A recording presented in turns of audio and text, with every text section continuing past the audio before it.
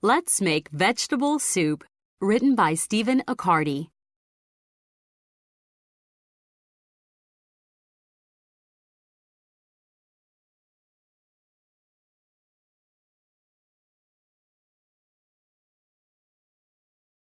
Introduction. There's nothing more wholesome than settling down with a steaming bowl of soup on a cold winter day. It warms you up from the inside and makes you feel so satisfied. The greatest thing about soup is that there are enough varieties for everyone to find a favorite. Some soups are clear, some are creamy, some have beef or chicken or fish, some have noodles or rice, some are spicy, and some are simple. The list of soups is almost endless. Pretty much anything tastes delectable in a soup, but vegetables are especially delicious. Vegetables are packed with nutrients, minerals, and vitamins your body requires every day, and they're always tasty in soup. Have you ever cooked homemade vegetable soup before? It's surprisingly easy, and the soup is wonderfully healthy. Below, you'll find a recipe for an excellent vegetable soup. All it requires is a large pot, a few ingredients, and just a pinch of patience. Want to give it a try? Grab your ingredients. Homemade vegetable soup. 2 carrots, chopped. 2 celery stalks, chopped. 1 leek, chopped. 1 medium-sized yellow onion, chopped. 1 potato, peeled and cubed. 3 cups tomato vegetable juice cocktail. 2 cups water. 1 cup long-grain white rice. 1 15-ounce can of diced tomatoes, drained. 1 15-ounce can of peas, drained. 1 15-ounce can of whole kernel corn, drained. 2 15-ounce cans of garbanzo beans, drained. 1 tablespoon soy sauce. 1 teaspoon dried dill weed.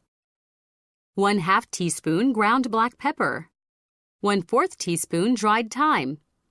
1/4 teaspoon garlic powder.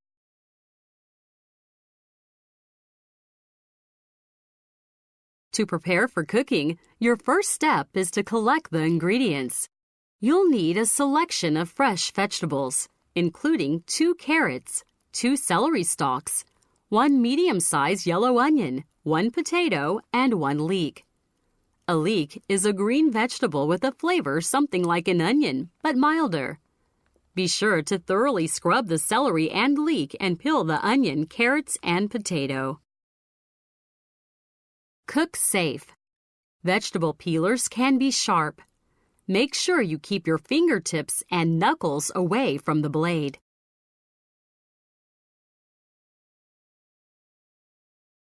Now, have an adult chop the vegetables into bite-sized pieces. It's important to cut all the vegetable pieces about the same thickness to ensure that they cook evenly. Do you know? If you notice someone crying while he or she chops an onion, don't worry, it's just the smell. The juices released when you chop an onion make your eyes water and your nose run. A secret trick of the cooking trade is to chill the onion at least an hour before chopping it. Many cooks say this will prevent the onion from irritating your eyes. Put it together. Now that you've gathered your ingredients and chopped the vegetables, it's time to put everything together in your large pot. Set the pot on the stove or counter. It's not time for the burner just yet. Once the adult has finished chopping, gather the vegetable pieces and throw them in the pot. Next, you'll create the broth, or liquid base of your soup. Find a liquid measuring cup. It resembles a small glass pitcher with markings on the side. Measure 3 cups of tomato vegetable juice cocktail and pour them into the pot, being careful to avoid spilling.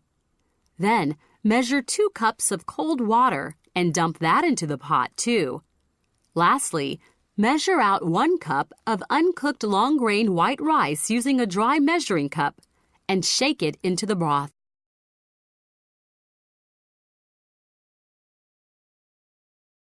Now it's time to add your canned vegetables. Beans and peas are loaded with protein, a nutrient that helps build strong muscles and gives dishes a meaty flavor. For this step, you'll need to operate a can opener. Both hand-cranked and electric can openers can be tricky, so you may want an adult to help. Once you've gotten the hang of it, open the cans of diced tomatoes, peas, whole kernel corn, and garbanzo beans. Cook safe. Can openers can have sharp blades.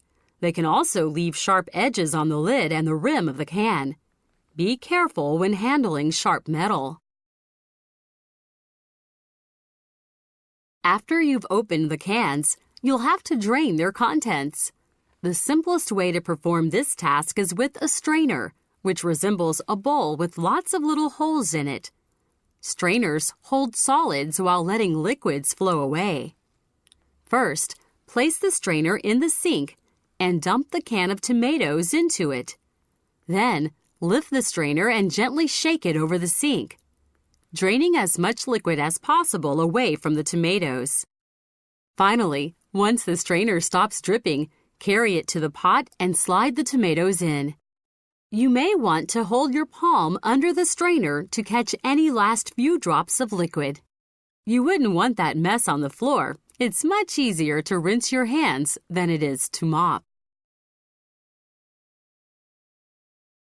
Repeat the above steps with the cans of peas, corn, and garbanzo beans. Put the strainer in the sink, empty a can into the strainer, shake the strainer until it stops dripping, and then dump the contents into the pot. The pot is nearly full, isn't it? That's because you're almost finished. But you've saved the best ingredients for last, the spices. Spice it up. Spices make foods unique and tasty, and they'll give your soup a distinct flavor. They're the secret ingredients in your masterpiece. You measure spices with teaspoons and tablespoons, but these aren't the familiar spoons you eat with. Find a set of measuring spoons that includes a tablespoon, teaspoon, 1/2 teaspoon, and 1/4 teaspoon. The first spice you'll add is soy sauce. Soy sauce gives foods a salty tang, and it will enhance the flavor of your vegetables. Measure a tablespoon of soy sauce and pour it into the pot. Next, measure a teaspoon of dried dill weed and sprinkle it into the pot. Doesn't dill weed have a fantastic smell? It's often found in Mediterranean dishes. Next, measure 1/2 teaspoon of ground black pepper and toss it in. Pepper livens up just about any dish. Finally, measure 1/4 teaspoon of dried thyme and 1/4 teaspoon of garlic powder and shake them into the pot too. Both will give your soup a hearty flavor. You're almost finished.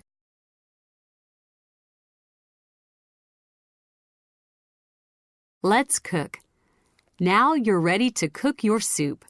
Start by turning on the stove burner under the pot to its highest setting. If you aren't sure about operating your stove, ask an adult. Then, make sure all your ingredients combine evenly by stirring the contents of the pot with a large wooden spoon. Take care not to mash the vegetables or splash the broth out of the pot. You want your soup to be the best it can be. Cook safe. Hot liquids can burn you. Avoid spilling hot liquids on yourself. At this stage, you can probably take a much-deserved break because your soup will need some time to cook. You'll probably want to clean up the kitchen. You might have made quite a mess, but that's okay. It's all part of the cooking process. Allow the soup to heat on the burner until it begins to boil. The soup is boiling when the liquid bubbles rapidly. Once the soup boils, lower the heat until it's almost off and the soup begins to simmer. A liquid simmers when it barely shivers with tiny bubbles. Cover the pot of soup with a lid. Keep the soup simmering slowly and gently for about half an hour. Soon enough, you'll get a whiff of its enticing aroma. Isn't it great? Every once in a while, gently stir the pot with a large wooden spoon. That stirring ensures that all the ingredients and flavors blend to create a delectable whole. It'll also prevent any vegetables from burning onto the bottom of the pot. Let's eat. After about 30 minutes, use your wooden spoon to fish out a piece of vegetable, such as a chunk of carrot. Blow on it a few times so it's cool enough to taste, and then take a bite to test the texture. If the carrot is tender or nice and soft, then you're finished. If it's still hard and crunchy, let the soup simmer for several more minutes. Taste another vegetable every few minutes until you're satisfied with the tenderness. But don't overcook your soup. You don't want your vegetables to be mushy. Once you're happy with the soup, turn off the heat and serve your delicious creation with a ladle. What do you think? Not too shabby, right? You can serve your soup with a grilled cheese sandwich, some bread and butter, or all by itself. You can also store the leftovers in the refrigerator and reheat them on the stove or in the microwave. You probably have enough for warm, healthful lunches all week. And if you enjoyed this vegetable soup, you can follow the recipe steps using different types of vegetables. Try cooking soup with zucchini, broccoli, mushrooms, or red peppers. Almost any vegetable tastes fantastic in soup. Now you can enjoy a hot, delicious homemade meal and feel proud of what you've accomplished. Not only are you eating vegetables full of essential vitamins and nutrients, but you also made this delicious soup like a professional chef.